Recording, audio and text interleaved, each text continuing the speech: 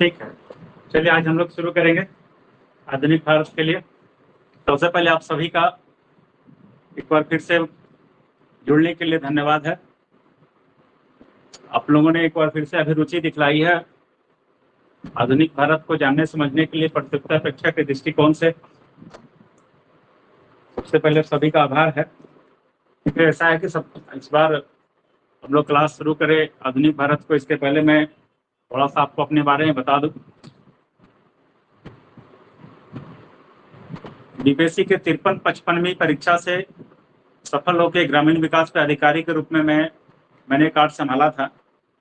अभी वर्तमान में प्रखंड विकास पदाधिकारी के रूप में कार्य कर रहा हूं। वस्तुतः इस चयन के पहले, बीपीएससी में इस सफलता के पहले मैं मंथन क्लासेस के माध्यम से छात्रों से जुड़ा रहा। और उन दिनों जब मैं संस्थान में पढ़ाया करता था तो वो भारतीय इतिहास के साथ साथ करंट अफेयर्स और साइंस एंड टेक्नोलॉजी विषय पर छात्रों का मार्गदर्शन करता रहा था। सेवा में आने के बाद भी कहीं ना कहीं बार बार मुझे इस शिक्षण कार्य से जुटे रहने की जो मेरी इच्छा थी, अभिलाषा थी, वो बनी रही। और कुछ मेरे पुराने स्टूडेंट भी हमसे बने जुटे रहे, कभी मार्गदर्शन के लिए, कभी इंटरव्यू के लिए, कभी मुख्य परीक्षा के लिए मार्गदर्शन मांगते रहे। जहाँ तक संभव हुआ उनकी मदद मेरे द्वारा किया गया। और कहीं कहीं जहाँ मैं पिछले दिनों ब्लॉक में कार्यरत रहा हूँ, पहले हाजीपुर में भी था, मैं बिद्दुपुर में था, तो देखते थे कभी कभी कोई एक दो छात्र हमसे मिलने चला आता था जो तैयारी कर रहा होता है, तो कुछ जानने के लिए, कुछ पुस्तकों का सलाह मांगने के लिए आता था। तो कभी उनसे जानने का प्रयास किए कि इतने दिनों से हम हैं, कभी आप आए नहीं पूछने के लिए, 6 महीना साल भर हमारे यहाँ पे हो गया तब आप आए। तो देखते थे एक संकोच रहता था उनके पास, एक संकोच था कि सर जाएंगे तो पता नहीं किस तरह का रिस्पॉन्स होगा। तो हमको भी स्टूडेंट से जुटने की इच्छा तो रहती ही थी, लेकिन चूंकि ऐसा साधन उपलब्ध नहीं हो पाता, ऑफलाइन क्लासेस लेना संभव नहीं होता सेवा में आने के बाद, इसलिए बहुत सारे लोगों से नहीं जुट पाते थे। हाँ, जो व्यक्तिगत तौर से जाने उनके संपर्क में बने रहते थे। लेकिन अभी ऑनलाइन क्लास ने एक माध्यम दिया है कि छात्रों से जुड़ करके, विशेषकर जो दूर दराज के छात्र हैं जिन्हें सभी सुविधाएं बड़े बड़े शहरों में जाके पढ़ने का उपलब्ध नहीं हो पाता, उनके साथ चर्चा किया जा सके, उन्हें तैयारी में कुछ मदद किया जा सके, और उन्हें इस अपना जो लक्ष्य होता है प्रतियोगिता परीक्षा में सफल होने का, इसमें कुछ अपनी भूमिका मैं भी निर्धारित कर पाऊँ। देखिए, ये जो फीलिंग्स है ना, सेवा में आने के बाद भी जो बातें मेरे दिमाग में बनी रही कि कहीं मौका मिलेगा तो शिक्षण से जुड़ेंगे, इसके लिए सबसे बड़ा जो तथ्य पीछे काम किया है वो ये रहता था कि जब मैं कोचिंग में पढ़ाया करता था तो देखते थे कि बहुत सारे छात्र हैं जो कमजोर होते थे, आए हैं, टेस्ट देते थे तो 30% 40% मार्क्स उनको आता था प्रारंभ में, लेकिन उनमें लगन होती थी और वो कड़ी मेहनत करते थे, और हम लोग की तरफ से जो सहयोग हो पाता था वो किया जाता था। और वैसे विद्यार्थी जब सफल होते थे एक बड़ा आत्मिक संतुष्टि मिलता था कि ये विद्यार्थी गांव से उठ करके आया है, लेकिन अपनी लगन से, अपने मेहनत से वो सफलता प्राप्त कर रहा है, और उस सफलता में थोड़ा ही सही एक योगदान हम लोग का भी हो पाता था। तो निश्चित रूप से ये बातें आपको प्रेरणा देती हैं, ये बातें प्रेरित करती रही कि हाँ, जो भी छात्र सफल होते हैं, जब उनको लगता है कि मेरे जो गुरुजन है, जो मार्गदर्शन जिनका मिला है, उनका सहयोग रहा है, निश्चित रूप से आपको प्रेरित करता है कि इस काम को आप आगे बढ़ाएं। इसी क्रम में फिर से एक बार ऑनलाइन के माध्यम से आप छात्रों से जुड़ने का निर्णय लिया हूं। इस बार हम लोग शुरू करेंगे आधुनिक भारत से। इस बार हमने सोचा कि ठीक है, पहले आप छात्रों से जो जुड़ना है तो आधुनिक भारत से ही हम लोग जुड़े, फिर आगे देखेंगे।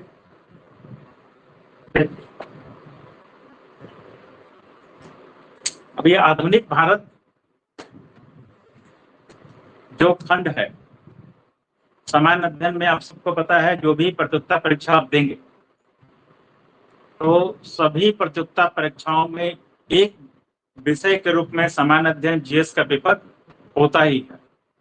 अगर आप कोई टेक्निकल एग्जाम भी दे रहे होंगे, अगर आप लॉ ग्रेजुएट होंगे, आप न्यायिक सेवा की परीक्षा दे रहे होंगे, तो वहाँ भी आपको एक सामान्य अध्ययन का पत्र देना होगा। आप एसएससी के एग्जाम में जा रहे होंगे, वहाँ भी सामान्य अध्ययन का पत्र होगा। और अगर आप पीसीएस के बारे में सोचते हैं, विशेषकर बीपीएससी के बारे में सोचते हैं, उत्तर यूपी पीसीएस सोचते हैं, यूपीएससी सोचते हैं, तो वहाँ तो सामान्य अध्ययन का पत्र है ही। बीपीएससी में तो प्रारंभिक परीक्षा में आप सभी को पता है केवल सामान्य अध्ययन का पत्र ही होगा। अभी तक केवल पत्र आपको देना होता है जो सामान्य अध्ययन के नाम से ही।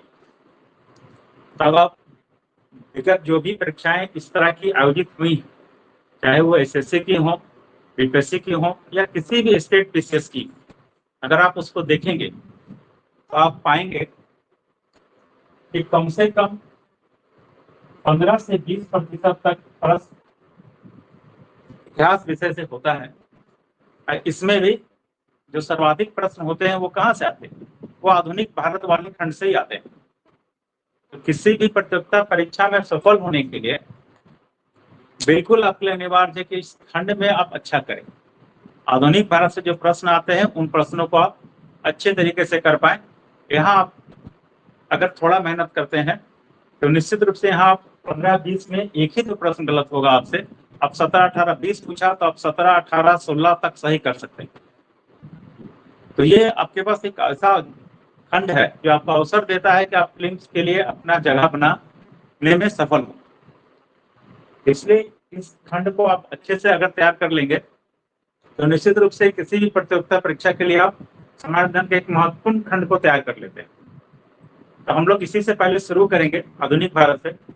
अब देखिए दूसरी समस्या क्या है। पहला तो एक बात सामने ये आया कि आधुनिक भारत बहुत ही महत्वपूर्ण स्थान रखता है किसी भी प्रतियोगिता परीक्षा में सफल होने के लिए। पहला बात हम लोग ये समझे।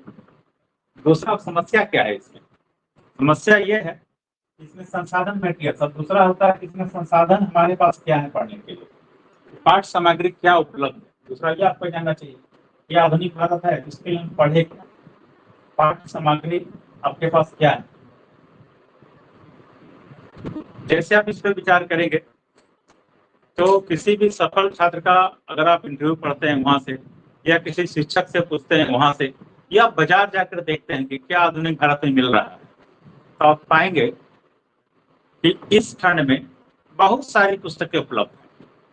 इतनी पुस्तकें उपलब्ध हैं जितना किसी दूसरे खंड के लिए उपलब्ध नहीं है। किसी दूसरे सब्जेक्ट के लिए इतनी पुस्तकें उपलब्ध नहीं है जितना इस खंड के लिए आपको बाजार में पुस्तकें मिल जाएंगी। जैसे कोई आपसे बोलेगा बिपिन चंद्रा पढ़े, कहीं का सलाह होगा यशपाल और ग्रोवर पढ़े, कोई कहेंगे आपसे स्पेक्ट्रम पढ़ लो, कहीं से आएगा कि स्मिथ सरकार भी देख लेना, कोई कह सकते हैं आपसे कि हिंदी माध्यम की जो किताब आती है शुक्ला की, वो शुक्ला सर की किताब पढ़ ले। ठीक है, अगर आप और आगे जाएंगे तो और बहुत सारी किताबें आपको मिलेंगी और सभी मानक किताबें। एनसीईआरटी तो अपनी जगह पर है ही। फिर आप जब अगर गाइड नुमा पुस्तकों को देखेंगे तो आप पाएंगे कि जितने प्रकाशन हैं लगभग सभी प्रकाशनों के आधुनिक भारत के ऊपर आपको किताबें मिल जाएंगी। मतलब बाजार पाठ सामग्रियों से भरा हुआ है आधुनिक भारत के लिए।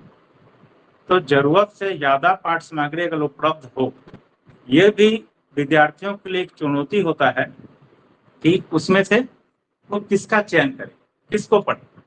मान लीजिए कोई एक ही 2 स्तरीय किताब उपलब्ध होती तो आपके लिए समस्या और कम था, आप उसको पढ़ लेते।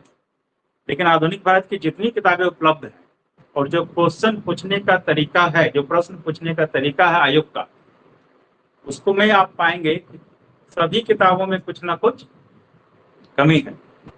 अगर आप बिपिन चंद्रा पढ़ेंगे तो अवधारणा आपकी अच्छी बन सकती है, लेकिन जिस तरह का तथ्यात्मक प्रश्न आता है वो सारे तथ्य को कवर नहीं कर पाते। अब ग्रोवर में जाएंगे, उसके बावजूद भी जितने तथ्य पूछे जा रहे हैं बीपीएससी में या दूसरे एसएससी के एग्जाम में, वो सारा तथ्य वहां भी कवर नहीं होगा। कुछ चैप्टर में उन लोग जो किताबें हैं उसमें भी जो कुछ चैप्टर्स हैं उसमें सारे तथ्य को कम कर दिया गया है। छोटे स्वरूप में लिख दिया गया है।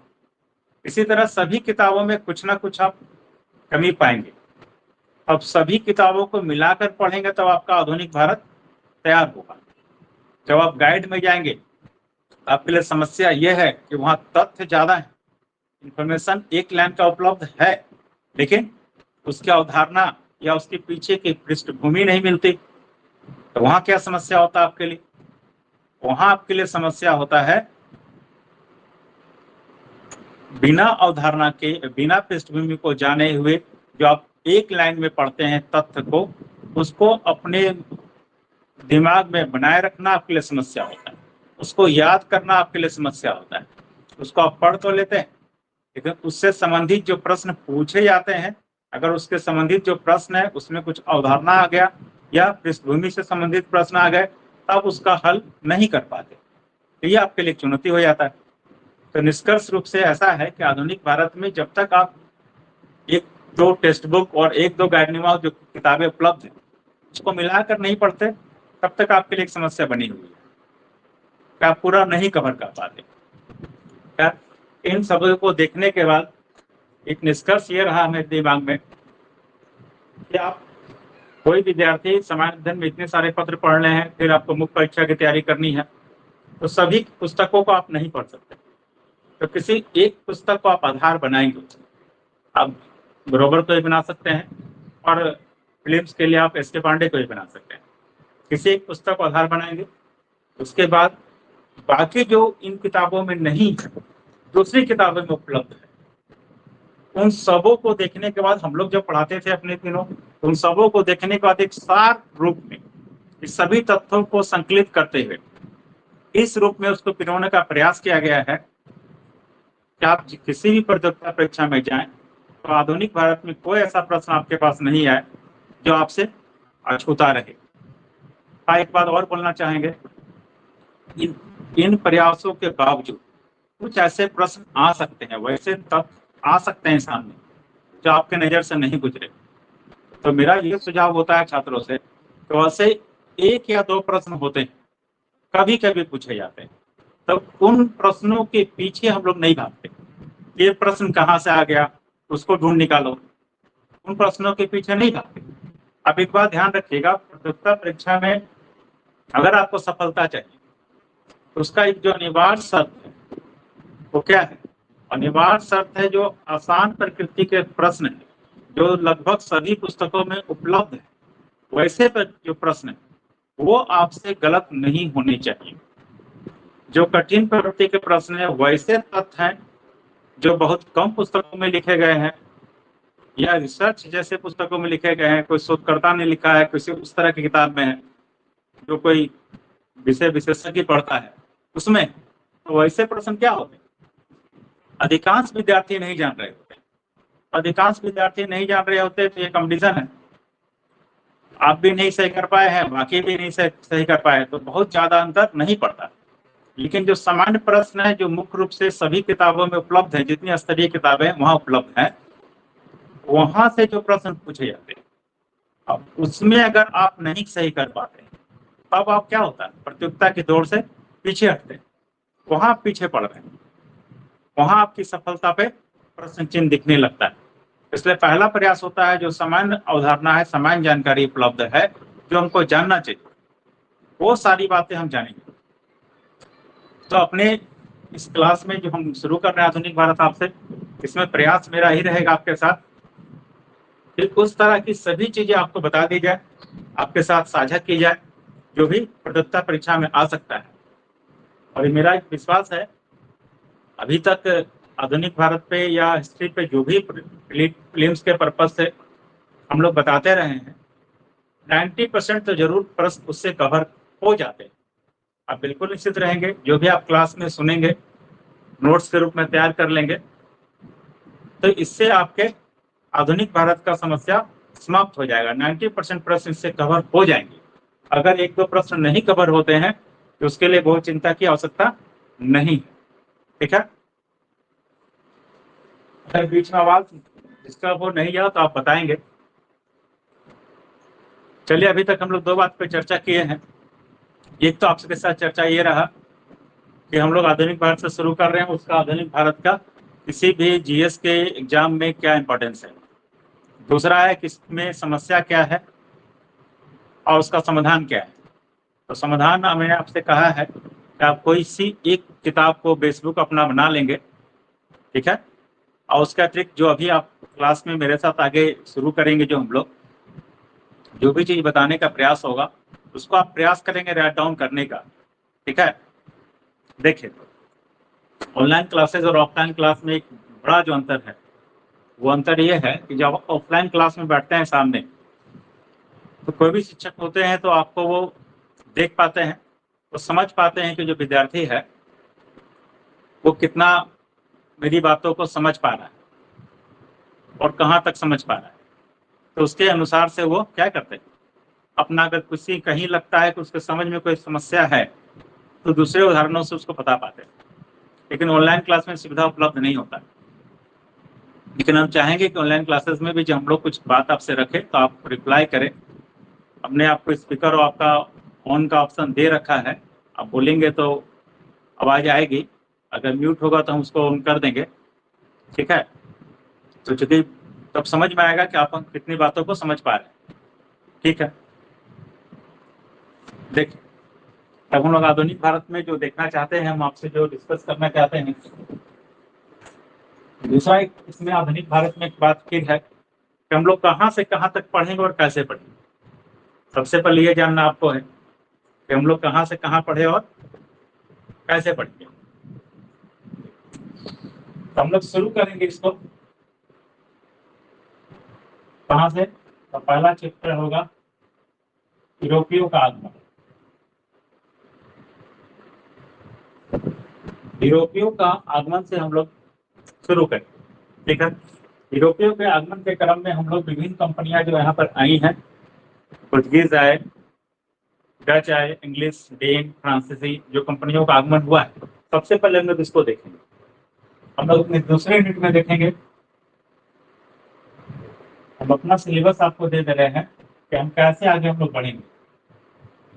क्या आप आधुनिक भारत की किताब फिर पढ़ेंगे तो ये बातें फिर आपको अलग अलग किताब में अलग अलग चैप्टर मिलेगा, अलग अलग तरीके से प्रारंभ किया हुआ है और अलग अलग तरीके से चैप्टर आगे बढ़ा है। तो हम लोग समझेंगे कि हम लोग कैसे आगे बढ़ेंगे, ठीक है। दूसरे में हम लोग पढ़ेंगे अंग्रेजी राज की स्थापना, ठीक है। इसी अंग्रेजी राज की स्थापना में हम लोग कितने बिंदु को देख सकते हैं।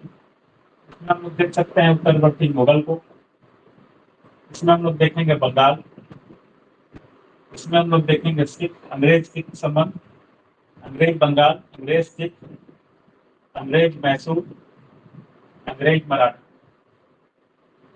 ठीक है। इस तरह से हम लोग अंग्रेजी राज की जो स्थापना हो रही है उसको जानेंगे दूसरे चैप्टर में। यहाँ हम लोग क्या जानेंगे, अंग्रेजी राज की स्थापना में उत्तरवर्ती मुगल को देखेंगे, फिर आप बंगाल को देखेंगे, बंगाल के नवाब और अंग्रेज, फिर अंग्रेज और सिख, इसके बाद हम लोग देखेंगे अंग्रेज और मैसूर, अंग्रेज और मराठा। इस तरह से अंग्रेजी राज की स्थापना तक देखेंगे हम लोग। इसके तीसरे यूनिट में हम लोग पढ़ेंगे गवर्नर,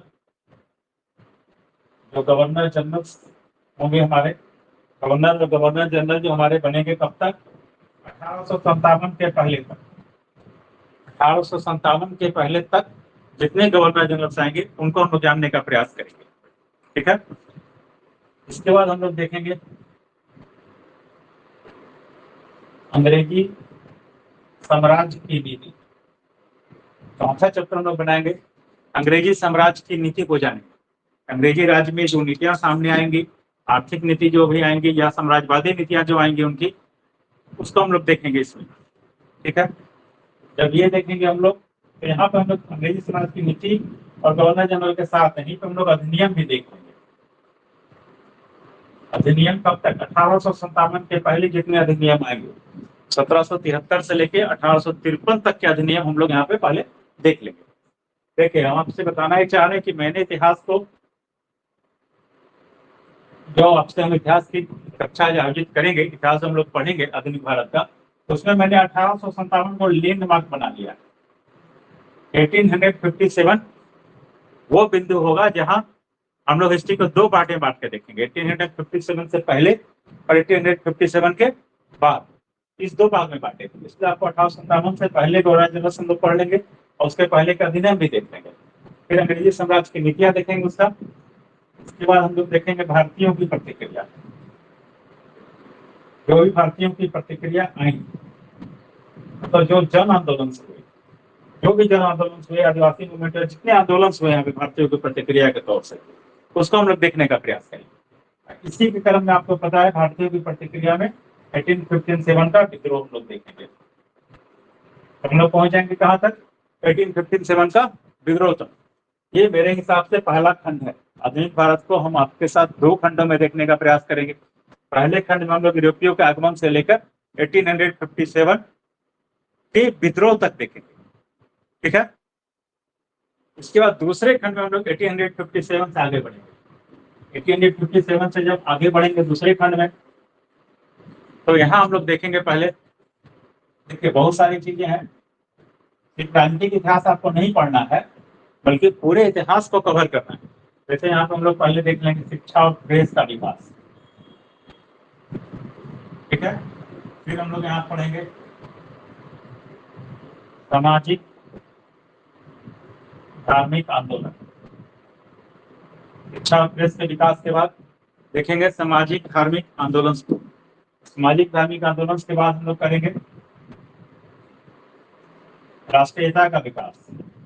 तो आपका चैप्टर होगा राष्ट्रीयता का विकास, ठीक है। राष्ट्रीयता के विकास का हम लोग देखेंगे कांग्रेस की स्थापना, ठीक। कांग्रेस की स्थापना तक पहुंचेंगे। कांग्रेस के में आपको पता है दो चरण आपको जानने हैं, उदारवादी कांग्रेस और उग्रवादी कांग्रेस। दोनों चरण से हम लोग देखेंगे कांग्रेस की स्थापना में। एक उदारवादी थे और दूसरा उग्रवादी, इन दो को देखेंगे। इसी बीच कांग्रेस की स्थापना के साथ या उसके थोड़ा पहले से, कांग्रेस की स्थापना के पहले से ही राष्ट्रीयता का विकास जब होगा तो क्रांतिकारी मूवमेंट भी शुरू है हमारा। तो हम लोग यहाँ पर फिर क्रांतिकारी आंदोलन को भी देखेंगे, क्रांतिकारी आंदोलन पढ़ेंगे। इसके बाद हम लोग इंटर करेंगे गांधी युग। आपको पता है गांधी युग 1919 से प्रारंभ होगा। तो गांधी युग में जब आएंगे तो यहाँ से 47 तक पढ़ लेंगे, मतलब भारत की आजादी तक का जो इतिहास है नेशनल मूवमेंट का, वो गांधी युग शुरू करके हम लोग यहाँ तक पढ़ लेंगे, ठीक है।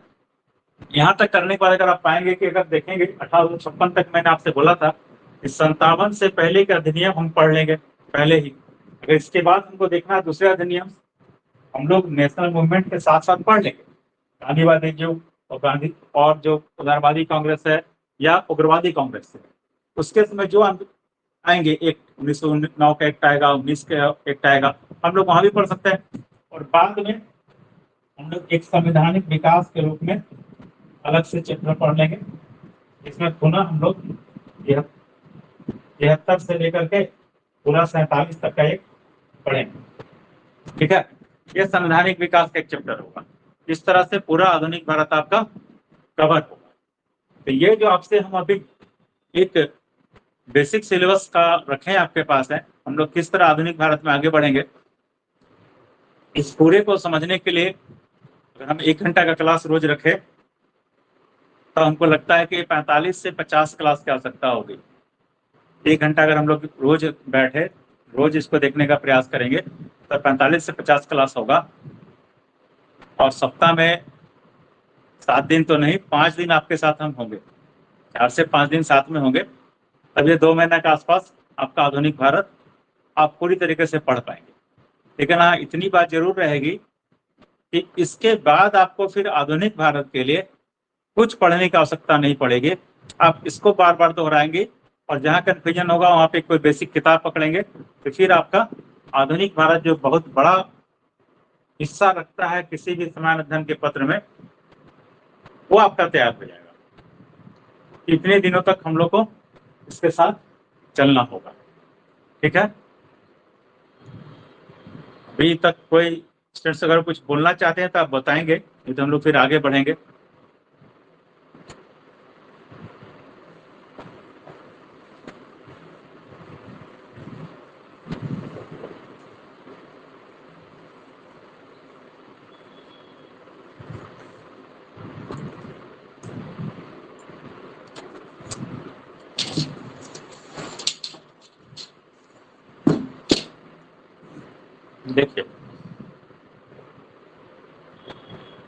आप लोगों से जैसे पहले ही चर्चा किए कि हम लोग कहाँ से शुरू करेंगे,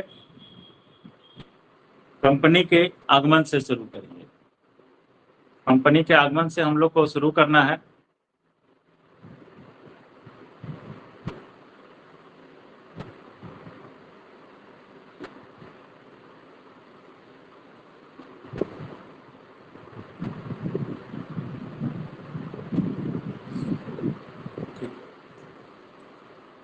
कंपनी के आगमन में मतलब यूरोपियों का आगमन, यूरोपीय आगमन हमारा पहला चैप्टर है। पहला यूनिट हम लोग बनाएंगे यूरोपीय आगमन को। देखिए ऑनलाइन क्लास का जो दूसरा समस्या दिखता है हमको वो ये है कि बहुत सारे स्टूडेंट्स जुड़ते हैं लेकिन वो मतलब पढ़ने के लिए पूरी तरह तैयार होकर नहीं बैठते, तो साथ में कुछ दूसरा काम भी करते रहते हैं और वीडियो सुनते रहते हैं। सबसे आग्रह होगा कि अगर पढ़ना है ऑनलाइन क्लास को मन से तो 1 घंटा का जो क्लास होता है इसको आप ऑफलाइन की तरह ही लीजिए। बिल्कुल बाकी कामों को छोड़ करके अगर कॉपी किताब लेके बैठ पाएंगे साथ में तो ज़्यादा अच्छा होगा। ठीक है, कभी कभी ऐसा होता है कि आप दूसरे कामों में व्यस्त हैं तो उसकी अलग बात होगी, लेकिन समान रूप से आपको प्रयास करना चाहिए कि आप भी बिल्कुल ऑफलाइन क्लास की तरह ही 1 घंटा अपना समय निकाले तब इसको कर पाएंगे।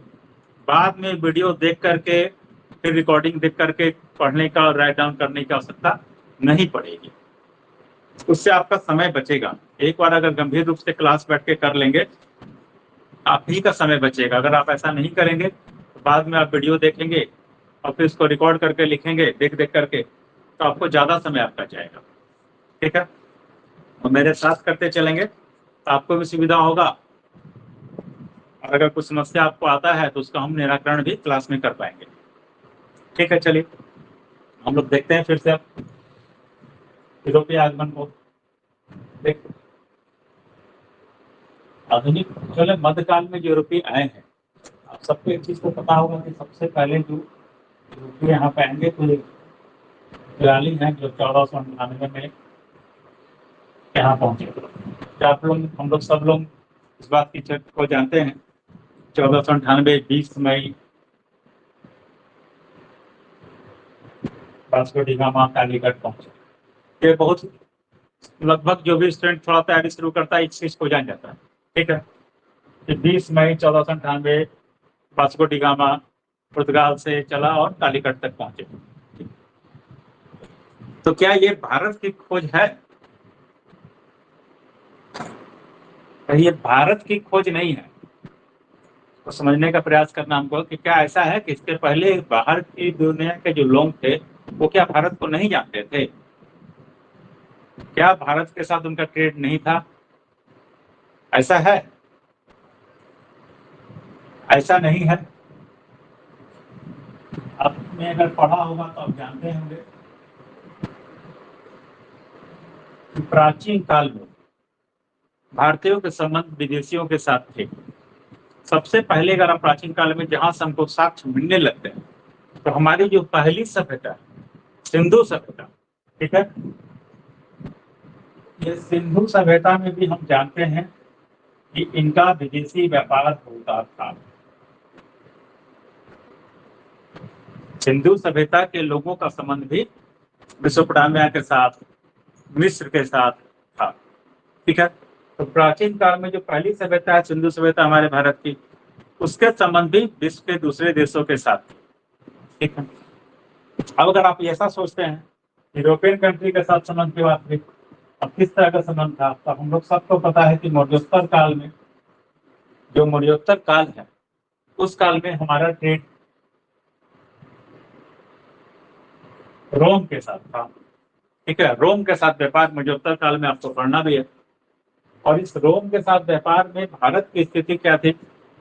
बहुत अच्छी थी। व्यापारिक संतुलन भारत के पक्ष में था। ठीक है, और रोम से सोने चांदी भारत आते थे और यहाँ से वो लोग सामान खरीद के ले जाते थे। ठीक है, इसलिए वहाँ के इतिहास करने पर दुख भी व्यक्त किया था कि रोम का सारा सोना सारा चला जाता है। और उस काल में जो आर्थिक व्यापार हमारा था, आर्थिक समृद्धि थी, उसी कारण से हम लोग भारत को उस समय सोने की चिड़िया भी कहा जाता था। फिर आप सुनते हैं सोने की चिड़िया, ठीक है, उसी काल में, कालखंड में नाम भी पड़ा था।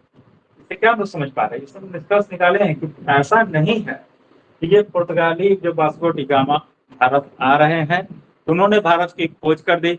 उसके पहले भारत से लोग अनभिज्ञ थे, भारत के बारे में नहीं जानते थे, ऐसा है क्या? ऐसा नहीं।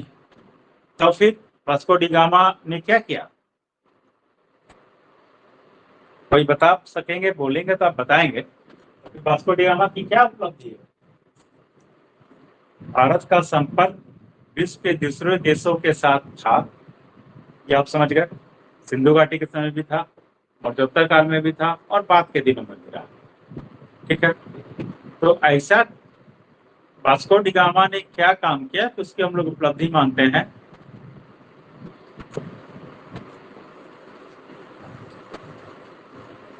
देखिए, वास्को डी गामा पहले यूरोपीय थे जो समुद्री मार्ग से भारत है, ये उनकी उपलब्धि है। समुद्री मार्ग की उन्होंने खोज की। वास्को डी गामा उपलब्धि क्या है? भारत आने का समुद्री मार्ग खोजा। ये आपका ऑप्शन में होगा तो इसका आप सही करेंगे, समुद्री मार्ग की खोज, ठीक है। अगर आपसे बीपीएससी पूछता है वास्को डी गामा की उपलब्धि, लिखता है भारत की खोज, तो वो आंसर सही नहीं है। भारत की खोज वास्को डी गामा नहीं करता। वास्को डी गामा ने भारत के लिए समुद्री मार्ग की खोज की, ठीक है। आप इस बात को समझेंगे। देखिए, क्या आवश्यकता पड़ गया कि वास्को डी गामा को समुद्री मार्ग खोजना पड़ा। हम लोग को इस चीज को थोड़ा जानना है कि वास्को डी गामा भारत तक पहुंचता है, क्या हो सकता है। अभी हम लोग आपसे चर्चा कर चुके कि भारत के जो संबंध है रोम के साथ भी थे प्राचीन काल में, मध्यकाल में भी। मध्यकाल में व्यापार था, तो मध्यकाल में जो व्यापार की स्थिति है उसको हम लोग समझे। मध्यकाल में जो यूरोपीय व्यापार है, यहाँ पे इटली के देश के लोग हैं वो आगे। इटली के व्यापारियों का, इतालवी जो व्यापारी हैं उनका आधिपत्य था यूरोप के व्यापार, और एशिया वाले भी जो व्यापार है उस पर अरब व्यापारियों का एक तरह से माने कब्जा है। अरब व्यापारी का आधिपत्य था, ठीक है। तो ये अरब व्यापारी ही यूरोप के जो व्यापार होता है उसके बीच में क्या करते थे, एक तरह से आप मानिए कि भारत का जो व्यापार है, भारत से जो ट्रेड यूरोप में रहा होगा, उसके बीच में यही अरब व्यापारी, ठीक है, अरब व्यापारी के माध्यम से होता था। इसलिए कि एशिया के पूरे व्यापार पर लगभग अरब व्यापारियों का, अरब के लोगों का आधिपत्य है, और यूरोप के व्यापार पर किसका था? इटली के लोगों का आधिपत्य, ठीक है। और ये पूरे व्यापार में जो बीच का सेंट्रल प्लेस था मेरा, ठीक है, वो क्या था? वो एक पॉइंट है मेरा कुस्तुनतुनिया का सर, कुस्तुनतुनिया,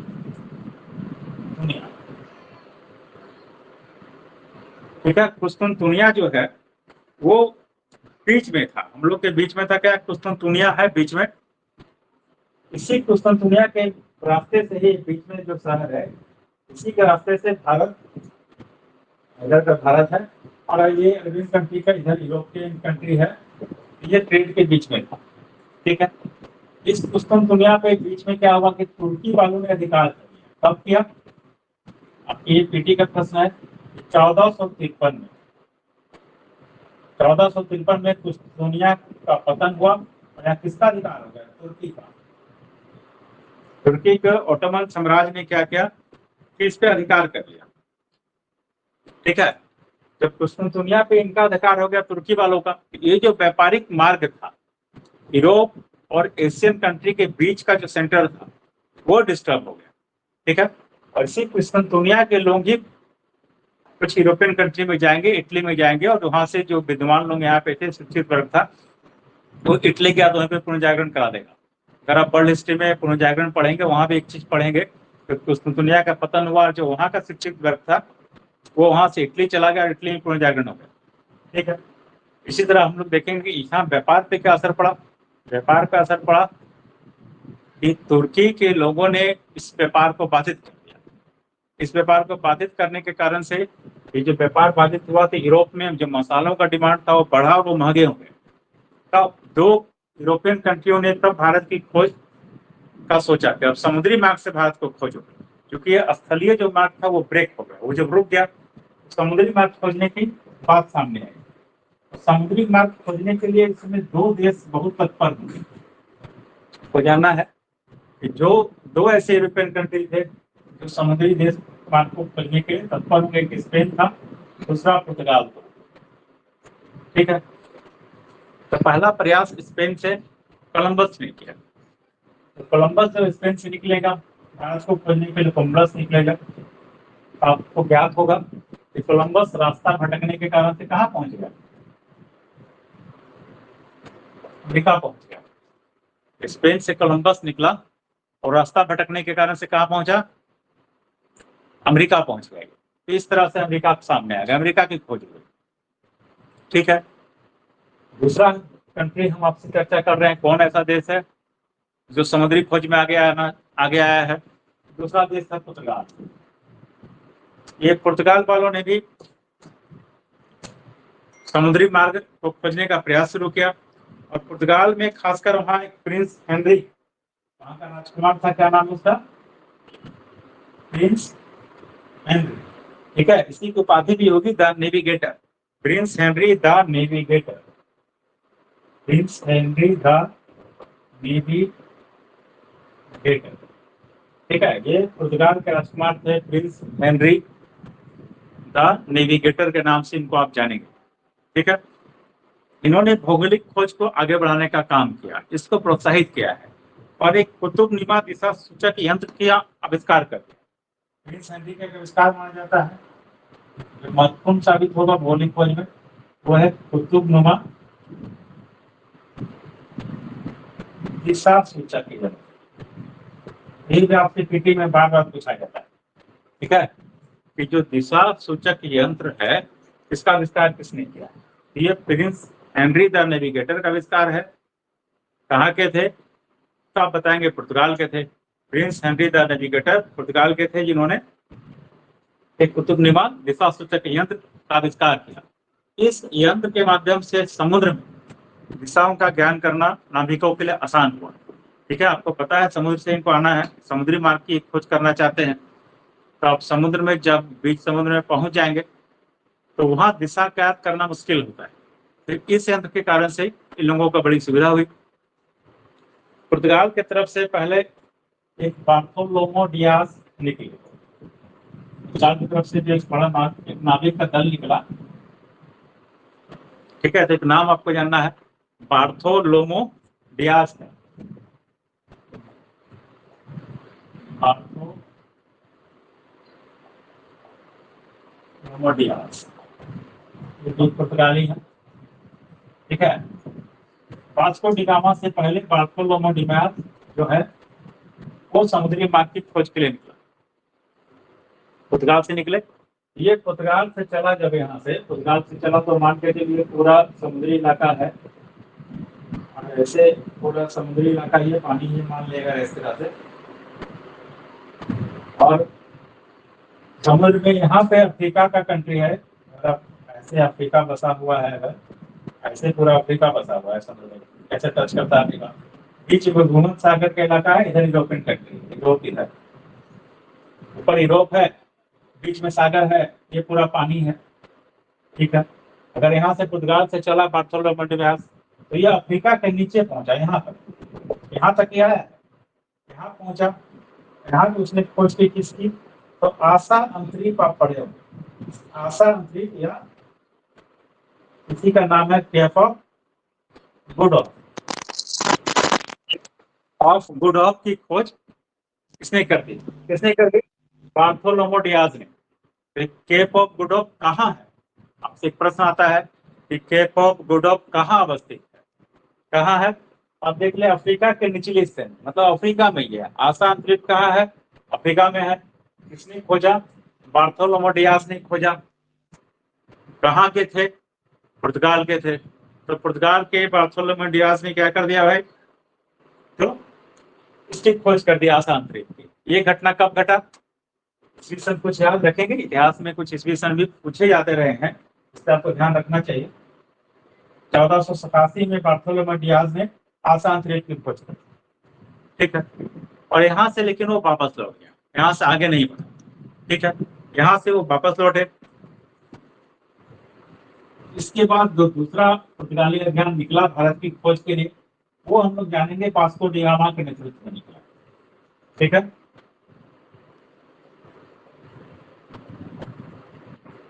हम गुजरात को जान रहे हैं, इसलिए सीधा जानेंगे दूसरा अभियान जो निकलेगा वो वास्को डी गामा के नेतृत्व में निकला पुर्तगाल से। पुर्तगाल में कहाँ से निकलेगा ये लोग? पुर्तगाल की राजधानी लिस्बन, लिस्बन से वास्को डी गामा चला, ठीक है।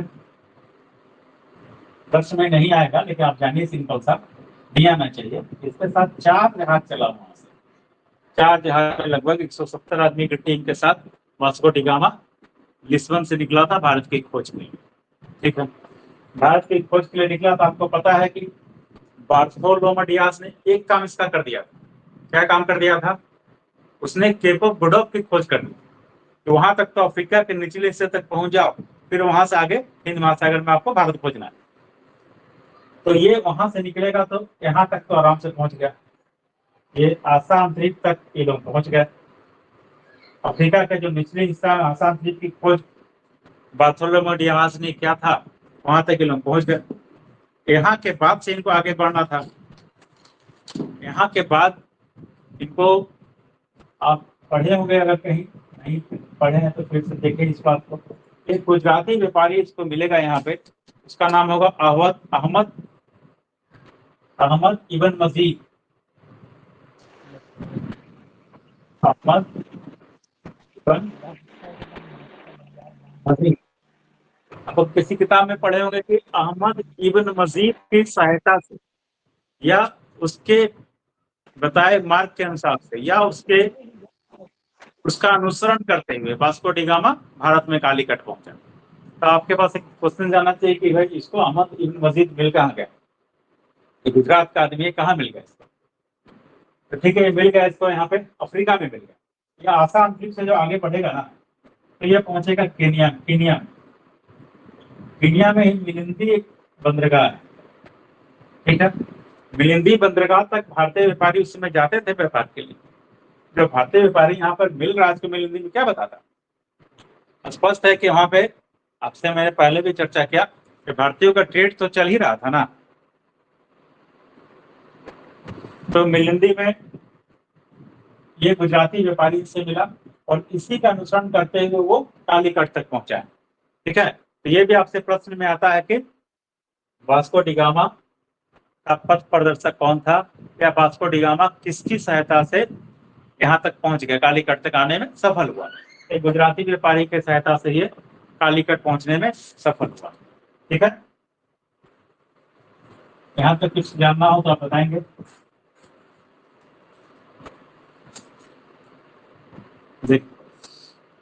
जब ये कालीकट पहुंचा, कालीकट कहाँ है?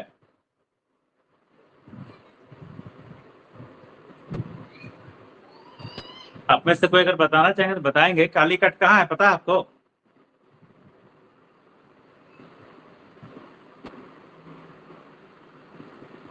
नहीं पता? अगर पता जरूर होगा, ऐसा नहीं है। केरला में ये कालीकट पहुंचेगा, ठीक है। आपको पता है पश्चिम बंदरगाह पे केरल है, वहां पे ये कालीकट है। हाँ ठीक है, श्वेता जी आप लिख रहे हैं केरला में। हम आपसे बार बार यही कह रहे हैं कि अगर आप, इसके कारण से क्या होता है, हमको समझ में आ रहा है कि कुछ स्टूडेंट्स आप सुन भी रहे हैं और समझ रहे हैं, ठीक है, चीजों को, ठीक है। देखिए केरला में पहुंचा, इसकी 1498 में ये केरला पहुंच गया। यहाँ तक कोई समस्या नहीं है इसके पहुंचने पे। आप ये याद रखेंगे, इसका डेट भी आप सबको पता है, ये 20 मई को आएगा। ये पूछा जा सकता है डेट के साथ, 20 मई 1498 को कालीकट पहुंचा। आपको पहले भी मैंने एक चर्चा किया है क्या, यहाँ पे एशिया के व्यापार पे किसका अधिकार है? एशिया के व्यापार पे आप सबको पता है अधिकार किसका है? अरब वालों का, है ना। तो अरब वालों का जब अधिकार है तो क्या होना है, दूसरा कोई भी व्यापारी चाहेगा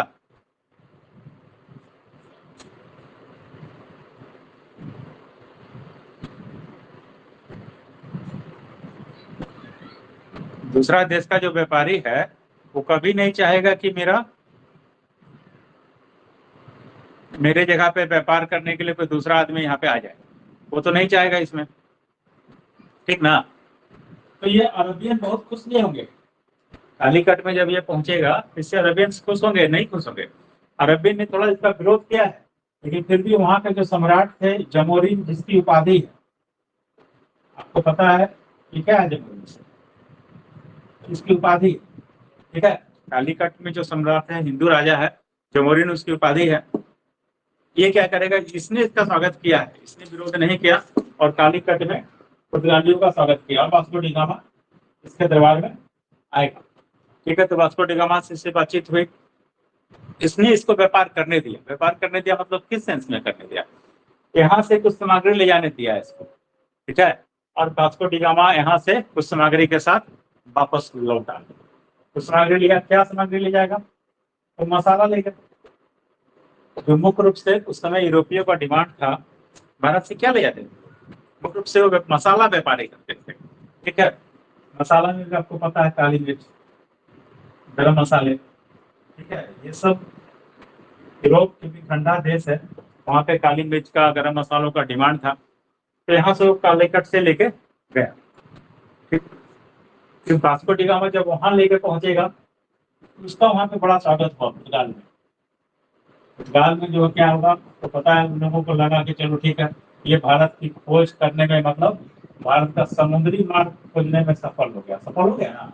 इसी उद्देश्य से आया था, सामुद्रिक मार्ग खोज रहा था, और सामुद्रिक मार्ग खोजने में क्या हुआ, सफल हुआ।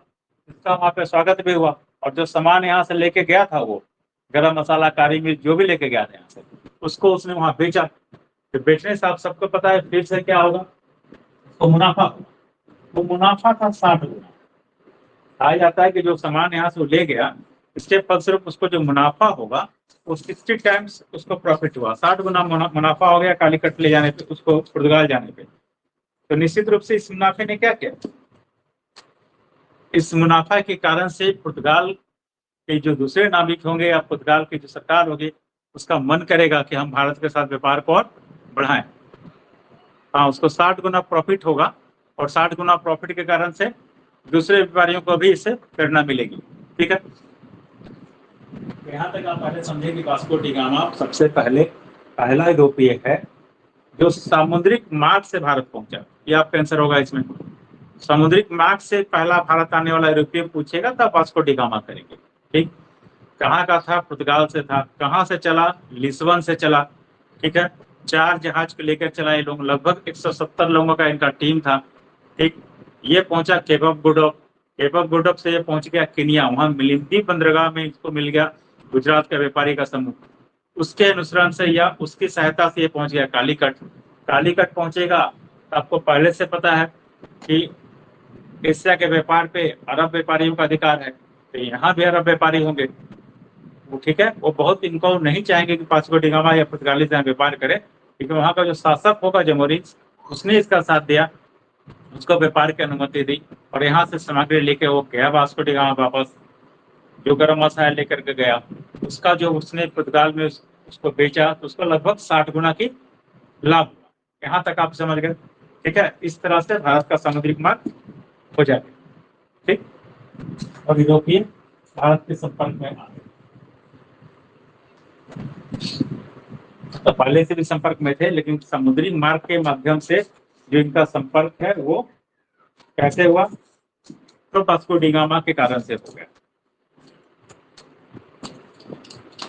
इसके बाद इसका दूसरा पुर्तगाली अभियान 1500 में चला। पहला अभियान 1498 में हम लोग जान गए कि वास्को डी गामा के नेतृत्व में आया। दूसरा अभियान कब हुआ, तो दूसरा अभियान आपका इनका 1500 में आया, पेड्रो अल्वारेज कैरेबल के क्या है कौन, तो पेड्रो अल्वारेज कैरेबल, ठीक है। पेड्रो अल्वारेज कैरेबल के नेतृत्व में 1500 में पुर्तगाल का दूसरा अभियान इंडिया की ओर आएगा, ठीक है। इन लोगों ने क्या किया, ये कालीकट ये भी पहुंचेंगे। ये क्या करेगा, कालीकट पहुंच के इसने कुछ अरबी जहाज पकड़ करके आपको वास्को डी गामा आया था तो आपको पता है कि कुछ अरबी व्यापारी थे वो इसका विरोध करेंगे, ठीक है। जब दूसरा अभियान आया कैरबल के नेतृत्व में, उसने क्या किया, अरबी व्यापारियों के कुछ जहाज को पकड़कर जमोरिन को गिफ्ट में दे दिया, ठीक है, उपहार स्वरूप कुछ दिया। निश्चित रूप से क्या होगा, जमोरिन के पास पुर्तगालियों की और अच्छी हो गई, ठीक है। और इसी के समय में 1503 कोच्चि 1503 में कोच्चिन में पुर्तगालियों ने अपनी पहली फैक्ट्री डाल दी, ठीक है। जब दूसरा अभियान आएगा पेड्रो अल्वारेज का, इसी समय कोच्चिन में पहली फैक्ट्री डाल दी इन लोगों ने, पुर्तगालियों ने, ठीक है। अब क्या से क्वेश्चन ये खड़ा हो गया कि पुर्तगालियों का दूसरा अभियान है किसके नेतृत्व में आया, तो बता देंगे पेड्रो अल्वारेज के नेतृत्व में आया। फिर आगे क्वेश्चन आपके पास आए, इसने क्या किया है, ये सही है कि इसने कुछ अरब व्यापारियों का जो जहाज थे उसको पकड़कर जमोरिन को दे दिया। फिर क्या किया, 1503 में कोच्चिन में अपनी फैक्ट्री स्थापित कर दी। देखिए आप सबको पता है कि बीपीएससी अब जो प्रश्न पूछता है उसमें जो ऑप्शन दे रहा है वो चौथा ऑप्शन इनमें से कोई नहीं है, पांचवा ऑप्शन एक से अधिक।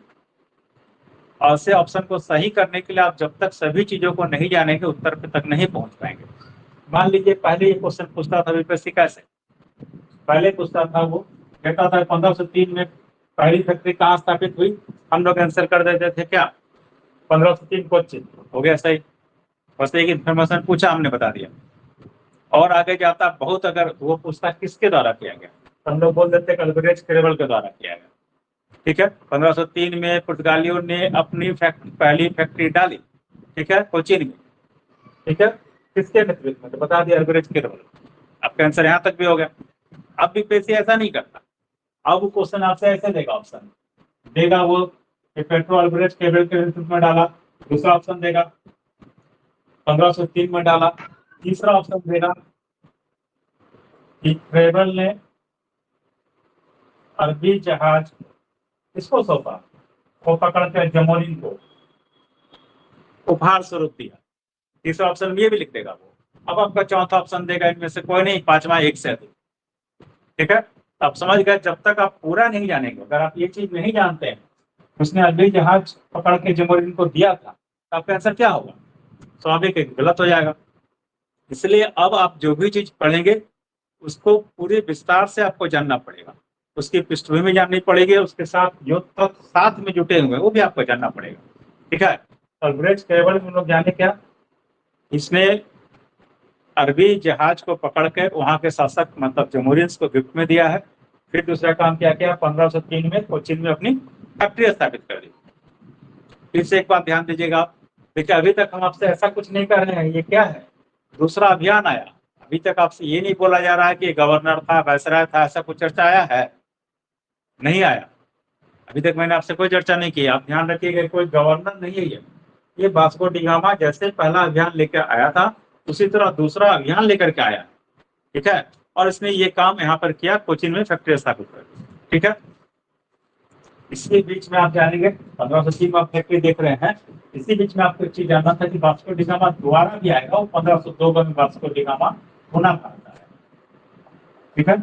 वास्को डी गामा भारत कब आते हैं दोबारा, 1502 में पुनः भारत वास्को डी गामा का आगमन है। उसमें कैरबल भी यहाँ होगा, ठीक है। आप जान रहे हो 1500 में आया है, 1503 में कोच्चिन में फैक्ट्री भी स्थापित करता है, ठीक है। और इसी समय वास्को डी गामा भी दोबारा भी 1500 में 2 में भारत आएंगे, ठीक।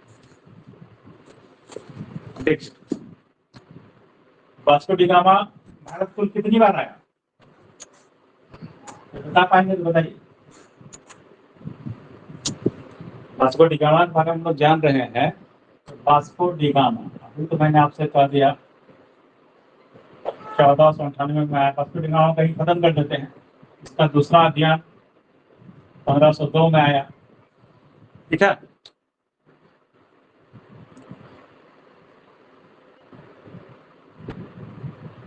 ठीक है, प्रतिज्ञा राज्य का सही आंसर है 3, ठीक है।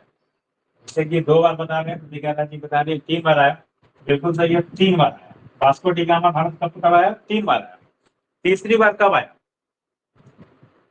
वास्को डी गामा, तीसरी बार कब आया, किसी की जानकारी में है कि वास्को डी गामा तीसरी बार कब इंडिया आता है।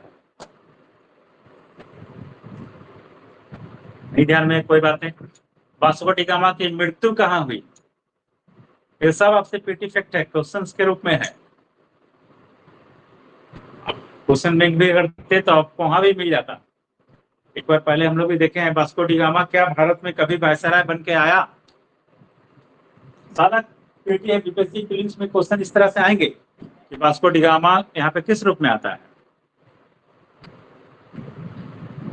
ठीक है, प्रतिज्ञा जी का ये तो कम से कम जानकारी आपके पास सही है कि वास्को डी गामा की मृत्यु भारत में ही हुई है।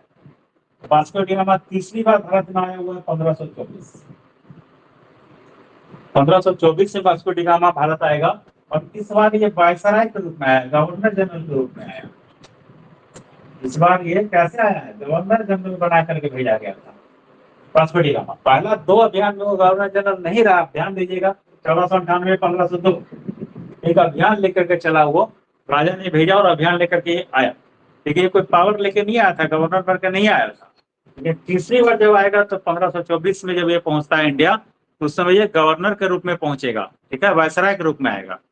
ठीक है, और वहीं पे इसकी सरदार जी बोल गए ठीक है। इसके बाद यही 1524 में जब ये आएगा तो इसकी यहाँ मृत्यु हो जाएगी, और भारत में इसकी मृत्यु हो गई, और इसको भारत में ही क्या किया गया, इसका दफन कर दिया गया भारत में इसको। ठीक है, सेंट फ्रांसिस जो चर्च है वहाँ का, गोवा का, वहीं पे इसको दफनाया गया था। लेकिन बाद में क्या हुआ, बाद में फिर से 1538 में पुर्तगालियों ने इसको कब्र से निकाला और वापस ले गया। ठीक है, और ले जाकर इसको फिर से लिस्बन में दफना दिया। लिस्बन क्या है?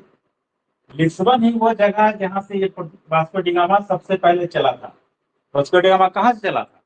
लिस्बन से चला था इंडिया की खोज के लिए। ध्यान रखिएगा, ये भी आपसे पूछ सकता है वास्को डी गामा कहाँ से चला, तो लिस्बन से चला था। इसलिए बाद में वास्को डी गामा की कब्र कहाँ बना दी गई? लिस्बन में ले जाके लोगों ने बना दिया। ठीक है, कोई बात नहीं। वास्को डी गामा का कब्र लिस्बन में हो गया। पहले यहाँ पे जो सेंट फ्रांसिस जो चर्च है यहाँ पर भी वास्को डी गामा को दफनाया गया था। लेकिन फिर से 1538 में यहाँ से ले जाकर के इन लोगों ने लिस्बन में उसको दफन करने का काम दोबारा किया गया। ठीक, इस तरह से बीच में लोग वास्को डी गामा को देख लिए, क्योंकि वास्को डी गामा का तीसरा बार आकर रहा है। ठीक है, और ये गवर्नर जनरल भी बना है, स्टेटमेंट देगा तो आप अब सही कर पाएंगे। यहाँ वास्को डी गामा यहाँ वायसराय के रूप में भी आया था। ठीक, देखिए पहला गवर्नर तक हम और आपके साथ 5 मिनट रहेंगे। 9:35 हुआ है। इसके बाद हमको पढ़ना है क्या? इसका हम लोग को पढ़ना है फ्रांसिस्को डी अल्मेडा। अल्ब्रेज के बाद जो अभियान आएगा वो है फ्रांसिस्को डी अल्मेडा आएगा। कौन आया? Francisco de Almeida. Francisco de Almeida. Francisco de Almeida कब आता है? ये 1505 से 1509 के बीच में भारत में गवर्नर बनकर आया। 1505 से 1509। ठीक है, 1505 से 1509 ये भारत में गवर्नर है। अब आप बताइए भारत में प्रथम गवर्नर कौन हुआ? भारत में पुर्तगालियों का प्रथम गवर्नर था। आपसे क्वेश्चन है सामान्य सा। ठीक है, इसके पहले 2 व्यक्ति आपको आते दिखे। वास्को डी गामा आपको पता है गवर्नर के रूप में भारत नहीं आए। ठीक है, फिर आपको बताया गया अल्ब्रेज क्रेवल आए, गवर्नर के रूप में नहीं आए। पहला जो व्यक्ति गवर्नर के रूप में इंडिया आएगा वो फ्रांसिस्को डी अल्मेडा ही है। Francisco de Almeida. Vasco da Gama जो प्रतिज्ञा जी गवर्नर के रूप में नहीं आएगा। ठीक है, इसलिए पहला गवर्नर पुर्तगाल का अगर आप पूछेगा तो वास्को डी गामा आंसर मत कीजिएगा। आपसे पूछेगा प्रथम गवर्नर भारत में पुर्तगाल का प्रथम गवर्नर था, तो आप आंसर करेंगे फ्रांसिस्को डी अल्मेडा, क्योंकि वास्को डी गामा आया 1498 में नहीं। ठीक है, तो 1505 से 9 में जो फ्रांसिस्को डी अल्मेडा आता है यही आपका भारत में प्रथम गवर्नर है। हाँ ठीक है, अल्मेडा को आंसर करेंगे। ठीक, ये पहला गवर्नर है। अब इसने भारत में, इसके विषय में आपसे पूछा जाएगा इसने भारत में कौन सा नीति अपनाई, तो भारत में इसने व्यापार करने के लिए या पुर्तगाली आधिपत्य को बनाने के लिए एक जो नीति अपनाई है उसको हम लोग ब्लू वाटर पॉलिसी के नाम से जानते हैं। ये हिंद महासागर में इसका व्यापार होना है, ठीक है। तो हिंद महासागर में व्यापारिक नियंत्रण स्थापित करने के लिए, क्या करने के दृष्टिकोण से, व्यापक व्यापारिक नियंत्रण स्थापित करने के लिए, हिंद महासागर में व्यापारिक नियंत्रण स्थापित करने के दृष्टिकोण से इन लोगों ने क्या किया, ब्लू वाटर पॉलिसी अपनाई है, ठीक है। ठीक है, ब्लू वाटर पॉलिसी अपनाई। उसका दूसरा नाम क्या है? ब्लू वाटर पॉलिसी आपसे ऑप्शन में देता है, नहीं तो देगा शांत जल की नीति, ठीक है। ये व्यापारिक नियंत्रण की नीति है उनकी, ब्लू वाटर पॉलिसी या शांत जल की नीति अपनाई, ठीक है। सिंपल सा पूछता है कि ब्लू वाटर पॉलिसी व्यापारिक कहाँ क्या था। एक क्वेश्चन ये आपसे हो सकता है, क्या बता देंगे इसमें आप? इसमें आप बता देंगे कि हिंद महासागर पर व्यापारिक नियंत्रण के लिए पुर्तगालियों द्वारा बनाया गया नीति, ठीक है। यह आपसे मिलान करने में दे सकता है ब्लू वाटर पॉलिसी, इधर अंग्रेज दे देगा, पुर्तगाली दे देगा, फ्रांसीसी दे देगा, डच दे देगा। अब कहाँ मिलान करेंगे? पुर्तगीज के साथ मिलान करेंगे। ये पुर्तगीजों ने बनाया ब्लू वाटर पॉलिसी, ठीक है। गवर्नर का नाम पूछेगा तो आप बताएंगे कि अल्मीडा ने बनाया, ठीक है। इसी के समय में एक दूसरा महत्वपूर्ण चीज हुआ 1508 में चोल का युद्ध हुआ, ठीक है। 1508 में चोल का युद्ध आपको पढ़ना है। ये संयुक्त मुस्लिम नौसैनिक बेड़ा था, ठीक है। ये मुस्लिम आपको जान रहे हैं कि अरबी व्यापारी इसका विरोध कर रहे हैं पुर्तगीज का शुरू से, तो मुस्लिम व्यापारियों के कारण से संयुक्त मुस्लिम नौसैनिक बेड़ा एक बना जिसने पुर्तगालियों से लड़ाई लड़ा चोल में, ठीक है। इसमें कौन लोग थे? ये जो संयुक्त मुस्लिम बेड़ा आप देख रहे हैं, इसमें गुजरात, मिस्र और तुर्क, ठीक है। ये मुस्लिम बेड़े में एक तरफ 3 लोग हैं, गुजराती हैं, तुर्की के लोग हैं और मिस्र के लोग हैं। दूसरी तरफ कौन होगा? पुर्तगीज होंगे, ठीक है। ये युद्ध हुआ चोल में, कब हुआ? 1508 में चोल का युद्ध हुआ। गुजरात, मिस्र, तुर्की का संयुक्त मुस्लिम बेड़ा है और इधर से पुर्तगीज है, और इस युद्ध में पुर्तगीज जीतेंगे। इसमें संयुक्त जो मोर्चा है उसकी हार हो गई। इसके कारण से क्या होगा? स्वाभाविक है, जब संयुक्त एक मोर्चा बनाए और लड़े पुर्तगाल से और हार गए तो क्या होगा? पुर्तगाली वर्चस्व की स्थापना हो गई। इस तरह से स्ट्रगल कर गया पुर्तगाली शक्ति यहाँ पे।